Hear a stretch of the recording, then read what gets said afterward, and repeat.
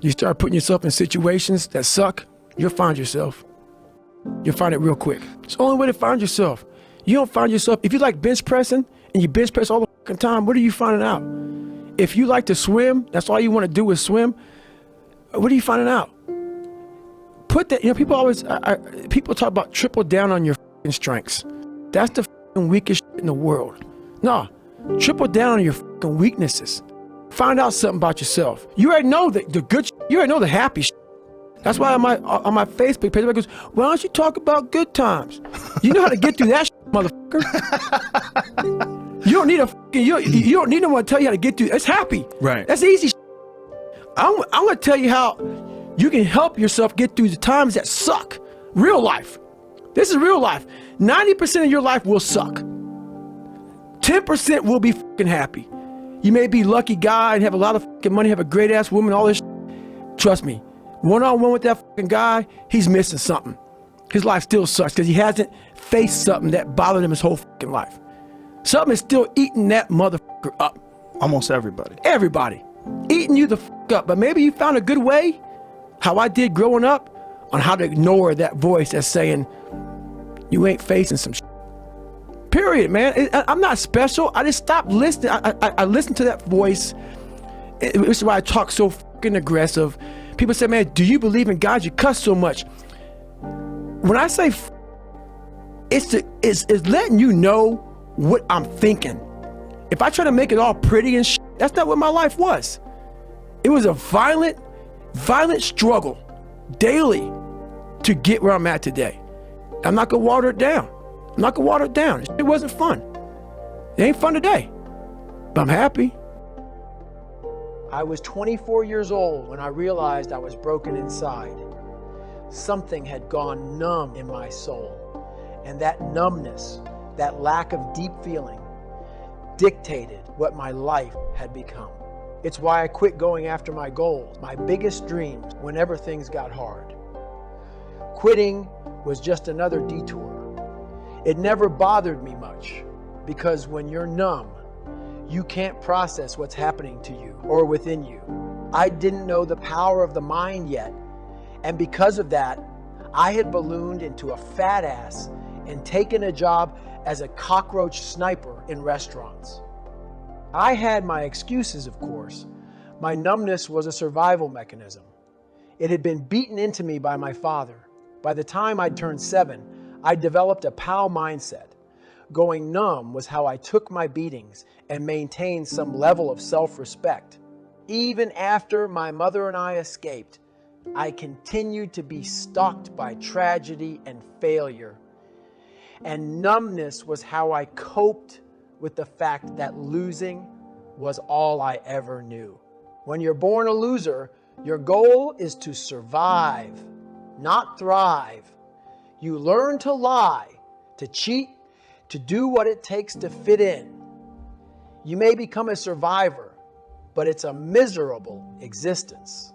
Just like the cockroaches I was assigned to kill, you find yourself scurrying in from the shadows to claim the bare necessities while hiding your true self from the light at all costs. Born losers are the ultimate cockroaches. We do what we have to, and that attitude often enables some pretty severe character defects. I certainly had some. I was a quitter, a liar, a fat, lazy motherfucker, and I was deeply depressed. I could feel myself unraveling a little at a time. Fed up and frustrated, bitter and angry, I couldn't take much more of my sorry-ass life. If I didn't change, and change soon, I knew I would die a loser, or worse. I might end up like my father, the hustler who was one quick twitch away from violence. I was consumed by misery and groping for some mental foothold to keep me from giving up for good. The only thing I could come up with was to go back to that house on Paradise Road that still haunted me. I had to get to Buffalo, New York and look my father in the eye. Because when you're living in hell, the only way to find your way out is to confront the devil himself. I was hoping to find some answers that would help me change my life.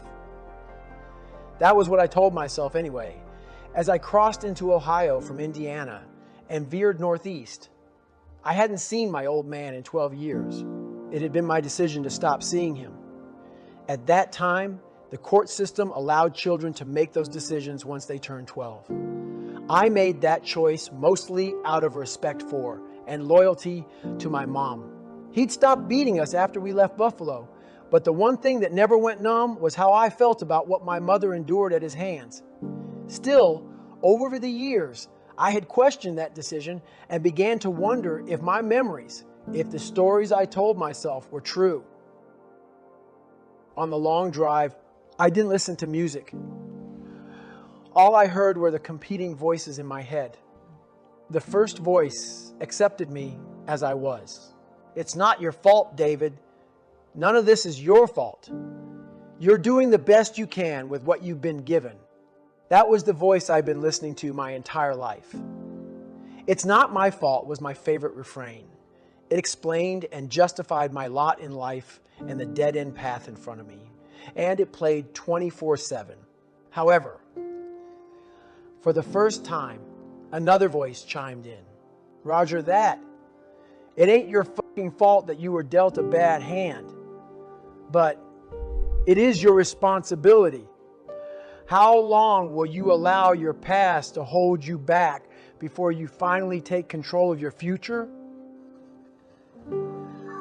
Compared to the first, more nurturing voice in my head, this one was ice cold, and I did my best to tune it out.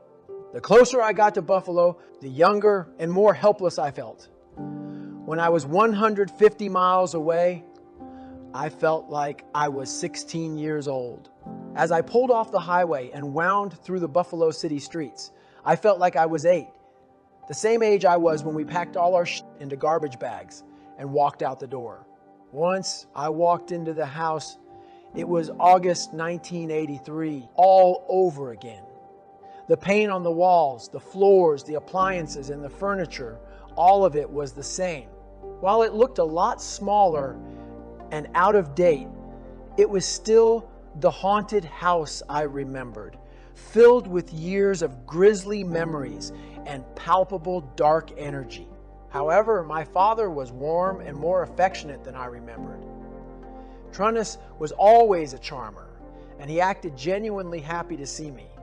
As we caught up, I found myself laughing at his jokes, slightly confused by the man in front of me. After a while, he checked his watch and grabbed his coat. He held the front door open for his wife, Sue, and me as we headed for the car. "Where are we going?" I asked. "You remember the schedule," he said. "It's time to open up." The first thing I noticed about Skateland from the outside was that it needed a paint job. Inside, the floor and walls were chipped and stained, and the whole place smelled funky. The office had deteriorated too. That sofa we slept on as kids, where my mom caught him cheating on more than one occasion, still hadn't been replaced. It was filthy as hell, and that's where I sat after the grand tour while my father headed upstairs to spin hip-hop records in the Vermilion Room. I felt dizzy and disoriented. It was strange how far the old man had let his standards slip. He wasn't the strong, exacting, demanding figure I'd remembered. He was old, weak, soft in the middle, and lazy. He didn't even appear to be that mean anymore. He wasn't the devil at all. He was human. Had I been feeding myself a false history? As I lingered in that office, steeped in the past, I wondered what else I'd been wrong about. Then, at around 10 o'clock, the boss line dropped upstairs and the ceiling started to shudder and shake. Within seconds, I heard hollering laughter and that steady stomping to the beat. In the same way a song can take you back to a distinct time and place, that thumping bass returned me to my darkest days. I'd been funneled into a relapse of my childhood nightmare. I closed my eyes and saw myself as a first grader, tossing and turning on that very couch, trying to sleep after working all night and not being able to get more than a wink. My mother was there too, struggling to paper over our pain with home-cooked dinners prepared on portable electric burners in the cramped office. I saw the helplessness and fear in her eyes, and it brought back all the stress, pain, frustration, and depression that came with it. Those memories were real. There was no denying it. I was disgusted to be sitting on that couch. I was sickened to have let my guard down and enjoyed my father's company, even for a few minutes. I felt like I was doing a disservice to my mother, and the longer I sat there and watched the ceiling shake, the more rage rose up inside, until I was on my feet and racing up a back stairwell into the vermilion room, where my demon was slurping whiskey, the smoky elixir that gave him his power. As a kid, I rarely saw the space in full bloom, and while it had lost most of its shine, it was still happening. What was once a glitzy nightclub serving funk to a well-dressed crowd had become a packed dive bar flush with hip-hop. Trunnis was in the DJ booth orchestrating the energy, spinning records, and sucking down scotch after scotch until closing time. I watched him work, drink, and flirt, and the more wasted he became, the more my memory synced with reality. After locking up, I drove us all to Denny's for an after-hours breakfast, just like old times. More than 15 years had passed, yet the ritual remained the same as ever. Trunnis was sloppy as hell by then, and he could tell it made me uncomfortable, which ticked him off. While we waited for our food, he glared at me as he dissed my grandparents and claimed they were responsible for the breakup of his family. Liquor always brought his ugliness out, and I'd heard that argument so many times before. It didn't have much effect on me. But when he started in on my mom, I wasn't having any of it. "Don't go there," I said quietly. But he didn't care. He barked about how everyone turned on him and how weak and sorry we all were. His spittle flew. The vein in his temple throbbed. "Trunnis, please stop," Sue said. There was something in her tone, a mixture of fear and dread, that I recognized. She wasn't standing up and telling him how she felt. She was pleading with him. It reminded me so much of my mother and how powerless she felt when Trunnis would rage on and on. He was the type of guy who would call a woman over to the house at 3:55 p.m., knowing my mom would be coming home at 4 o'clock. He wanted her to catch them in the act, to show her that he had all the power and would do whatever the fuck he wanted at any time of day or night. It's the same reason he beat me in front of her and did the same to her in front of me. The very same day we left, Sue moved in, yet he often told her, and anyone else who would listen, how beautiful and smart my mother was, as if she were the one who got away. He needed Sue to feel she wasn't good enough for him, and never would be. For the first time in my life, I felt for Sue and realized that Trunnis' specialty was the weaponization of disrespect. It was a tactic he used to bully women and children into submission. He knew that once he choked a motherfucker out mentally, they would lose all their fight and self-respect, which would make it easier to manipulate and dominate them. That's what he was after, not love. He craved dominance and subservience. It was like oxygen to him. He harvested souls with violence and rage. He wanted the people closest to him to feel wounded and empty. Decades later, my mother still struggles with self-respect, decision-making, and confidence. Trunnis' face was red from alcohol. His jaw clenched with tension as he kept talking. There was no doubt that he was the bully and abuser I remembered, but not because he hated my mom or Sue or my brother or me, but because he was a sick, fucked up old man who didn't believe he was worth a damn and could not and would not help himself. Years later, I would learn that he had suffered abuse when he was a kid. His father made him stand in front of a flaming hot coal furnace in a dark room, and after a torturous waiting period, his dad would show up with a belt and lash him, buckle side first. If he moved away from the belt, he'd get burned, so he had to accept his father's lashings and try not to move. He never dealt with his trauma. Those memories festered into demons, and before he even knew it had happened, the victim became the abuser. Whenever he got drunk and the party died down, he self-soothed by picking on people weaker than him. He beat them up. He ran them down. Sometimes he threatened to kill them. But as soon as an abusive episode was over, he would erase it from history. The beatings we took never happened. He liked to think of himself as a big man, but never accepted responsibility for anything he did that went wrong, which didn't make him any kind of a man at all. I suppose I was in that Denny's booth with him because part of me was hoping Trunnis would apologize, but he didn't think he had anything to be sorry for. He was straight up delusional, and his delusions demoralized all of us. They were also contagious. For years, he made me bleed, and he made me doubt myself. He transferred his demons to me through the lashes of his leather belt and the open palm of his hand. And like him, I grew up believing in delusions. I hadn't become an evil sociopath, but like him, I never took responsibility for my own shortcomings or my failures. Sitting there listening to him rave made my blood run hot. Sweat beaded on my forehead, and all I could think about was payback. It was his turn to suffer at my hands. I wanted to make him bleed for my pain. I wanted to beat that motherfucker down right there in Denny's. I was hair trigger close to allowing my father to turn me into a violent maniac, just like I remembered him to be. He recognized the fire in my eyes, because it was as if he were looking into a mirror, and it scared the shit out of him. The weather changed in our booth.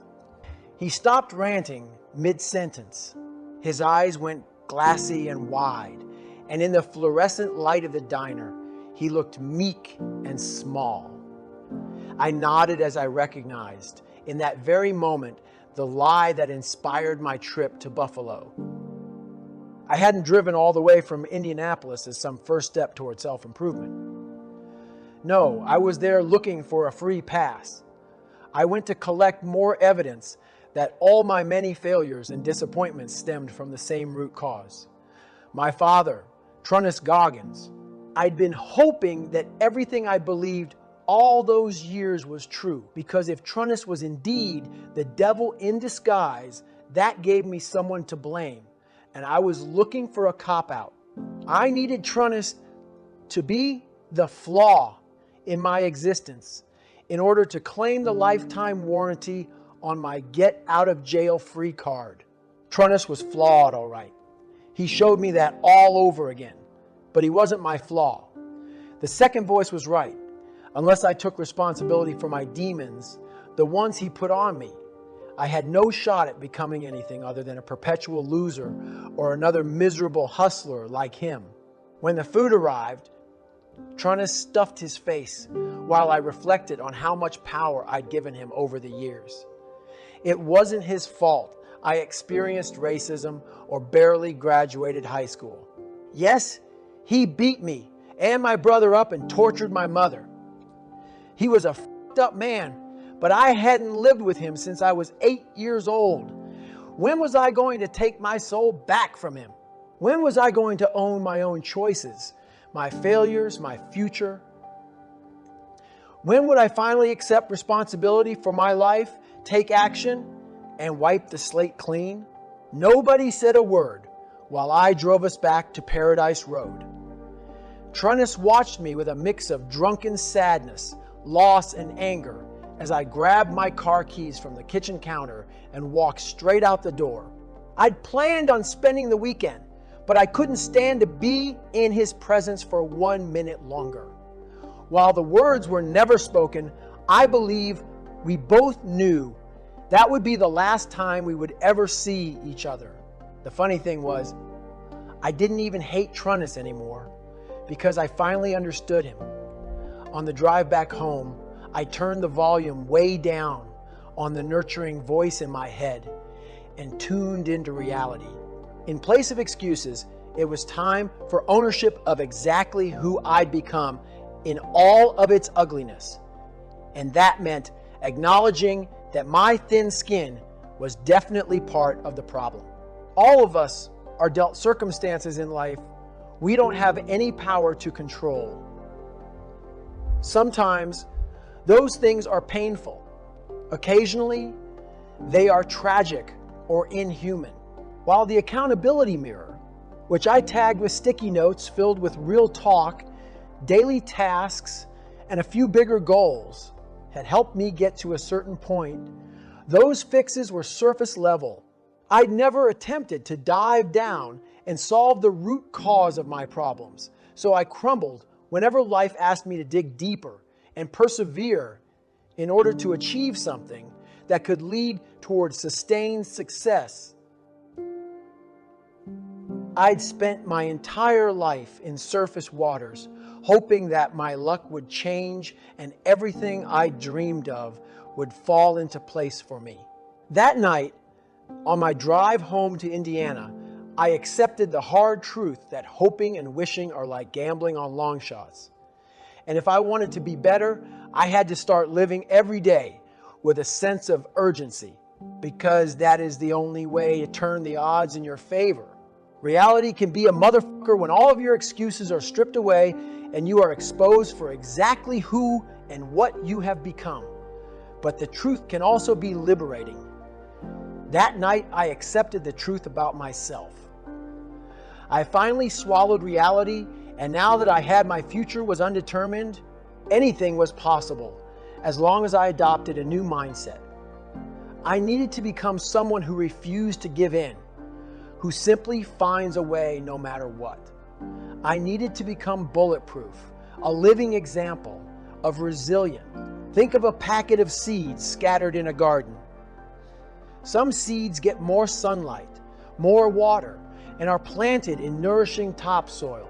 And because they are put in the right place at the right time, they can rise from seed to seedling to a thriving tree. Seeds planted in too much shade or that don't get enough water may never become anything at all unless someone transplants them, saves them before it's too late.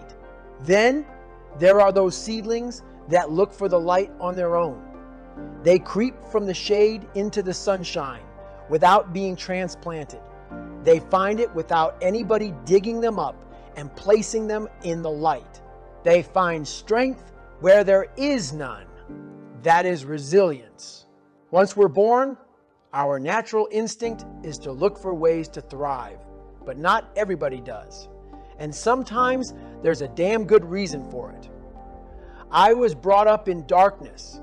My roots were flimsy. I was barely tethered to rock-hard ground. My spirit, soul, and determination weren't nourished in the light. But on that ride home, I realized that only I have the power to determine my future, and I had a choice to make. I could continue living in the haven of low expectations where it was comfortable and safe to believe that my life was not my fault or my responsibility, and that my dreams were just that. Fantasies that would never be, because time and opportunity were not and would never be on my side. Or I could leave all that behind for a world of possibility. Much more pain, unfathomably hard work, and zero guarantees of success. I could choose resilience. At 24 years old, a powerful force was gathering within me, waiting to be unleashed. I would soon call upon it to complete 2 Hell Weeks, become a member of the SEAL teams, and complete Army Ranger School. I'd compete in ultra races and break the world pull-up record, thanks to that one night in Buffalo, New York, when I accepted my fate and became determined to tap into my resilience. I found the will to transform myself into the grittiest motherfucker ever to find light where there was none. I had never been a pal like John McCain and countless others, but I lived like a prisoner in my own mind for the first 24 years of my life. Once I'd liberated myself and begun to evolve, I learned that it is the rare warrior who embraces the adversity of being born into hell and then with their own free will chooses to add as much suck as they can find to turn each day into a boot camp of resiliency. Those are the ones who don't stop at good enough. They aren't satisfied with just being better than they used to be. They are forever evolving and striving for the highest level of self. Eventually, I became one of them, which is why I was honored at the VEFTU convention.